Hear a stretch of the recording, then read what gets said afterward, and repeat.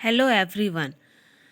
आज हम लोग झारखंड इतिहास में जो अकबर कालीन झारखंड पढ़ रहे थे उसके अंतर्गत आज हम लोग दूसरा टॉपिक छोटा नागपुर खास का नागवंश पढ़ेंगे। तो चलिए स्टार्ट करते हैं। छोटा नागपुर खास का नागवंश। अकबर के शासन काल में सर्वप्रथम मुगलों ने खोखरा खुखरा विजय की ओर ध्यान दिया। तो अकबर के शासन काल में मुगलों ने सोचा कि खोखरा खुखरा पर विजय प्राप्त करे, जो नागवंशी का तत्कालिक राजधानी था। इसके सामरिक, राजनीतिक तथा आर्थिक कारण थे। तो सबसे पहले हम लोग सामरिक कारण के बारे में पढ़ेंगे। तो सामरिक कारण में स्टार्ट करते हैं। सामरिक कारण, अकबर जानता था कि उसके पुत्र हुमायूं के विरुद्ध शेर खां ने तथा स्वयं उसके विरुद्ध जुनैद आदि अफगानों ने इस क्षेत्र का बखूबी उपयोग किया था। इसलिए इस क्षेत्र पर नियंत्रण स्थापित करना आवश्यक था। तो अकबर जानता था कि उसके पिता हुमायूं के विरुद्ध शेर खां ने तथा उसके विरुद्ध जुनैद आदि अफगानों ने इस क्षेत्र का उपयोग किया, इसलिए इस पर नियंत्रण स्थापित करना आवश्यक था। दूसरा है राजनीतिक कारण। अकबर विस्तारवादी था और वह खुखरा को अपने साम्राज्य के दायरे में लाना चाहता था। तो राजनीतिक कारण में ये था कि वो विस्तार करना चाहता था और खुखरा को अपने राज्य के दायरे में, मतलब उसके अंदर लाना चाहता था।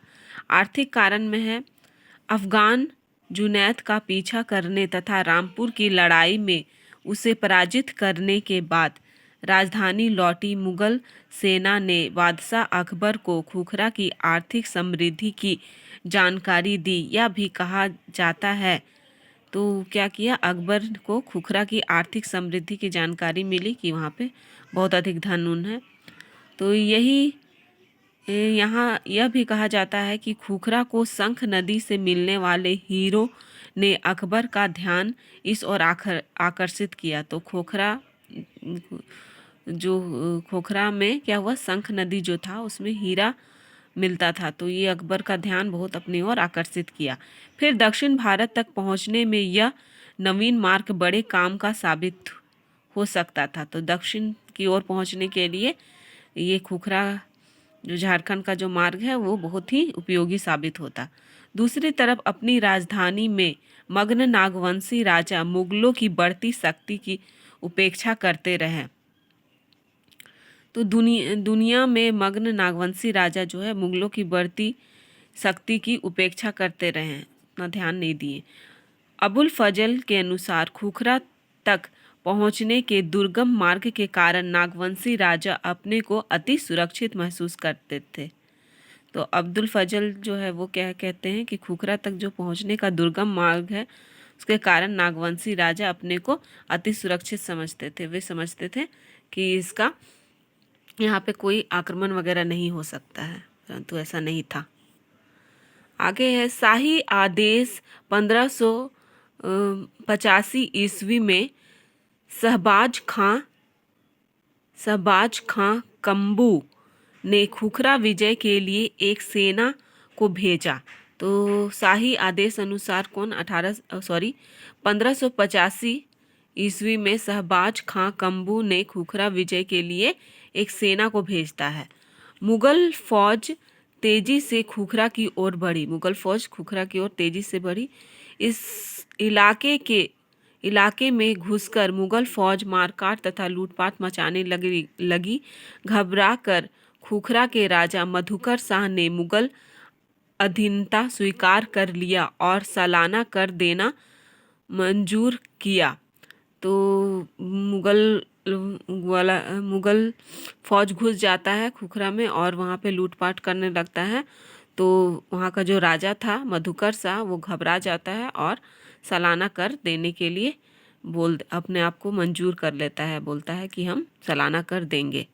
अब्दुल फजल के शब्दों में खुखरा के राजा ने मालगुजार की स्थिति को स्वीकार कर लिया और इस तरह बादशाही हुकूमत के साये में आने का उसे सौभाग्य प्राप्त हुआ। तो वो स्वीकार कर लेता है और उस बादशाही हुकूमत में आने के लिए आ जाता है और अपन उससे वहाँ अच्छा लगता है। नागवंशी राजा मधुकर शाही को बंदी बनाकर मुगल दरबार में ले जाया गया और उसकी शारीरिक क्षमता एवं विनीत स्वभाव से प्रसन्न होकर बादशाह अकबर ने उसे स्वतंत्र कर खुखरा वापस भेज दिया। तो उसका स्वभाव देख के बादशाह अकबर क्या करते, उसे खुखरा वापस भेज देते। खुखरा नरेश मधुकर शाह ने उड़ीसा के शासक कुतुल खां व उसके बेटे निसार खां के विरुद्ध मुगल मनसबदार मान सिंह के नेतृत्व में 1590 से 1592 ईस्वी में उसे मुगल अभियान में मुगलों का साथ दिया। तो क्या होता है, मुगल सरदार मानसिंह के नेतृत्व में 1590 और 92 में मुगल अभियान में मुगलों का वो साथ देता है। इस तरह 16वीं सदी ईस्वी के अंत तक खुखरा का एकाकीपन समाप्त हो गया। यह क्षेत्र मुगलों के नियंत्रण में आ गया और उसे सालाना कर भी देने लगा। तो सालाना कर भी देने लगता है, एकीकरण समाप्त हो जाता है उसका। साथ ही नागवंशी राजा मुगलों का अधीनस्थ सहयोगी बन गया, जैसा कि उड़ीसा अभियान के दौरान उसके द्वारा मुगलों को दी गई सहायता से स्पष्ट है। तो क्या हुआ, इस क्षेत्र में मुगलों का नियंत्रण में आ गया और सालाना कर भी देने लगा।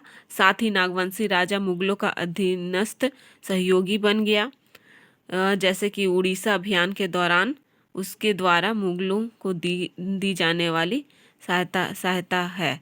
तो जो उड़ीसा अभियान हुआ था उसमें मुगलों को सहायता भी मिलने लगी इससे। तो ये था छोटा नागपुर खास का नागवंश, जो कि बहुत ही इम्पॉर्टेंट है। इससे क्वेश्चन अक्सर एग्ज़ाम में पूछे जाते हैं, तो इसे आप अच्छी तरह से पढ़ लीजिए। और इसके आगे का भाग अकबर कालीन झारखंड में आगे का भाग जो हम लोग मानभूम व हजारीबाग क्षेत्र के राजवंश हैं, उसको नेक्स्ट भाग में पढ़ेंगे। तब तक के लिए थैंक यू, बाय बाय।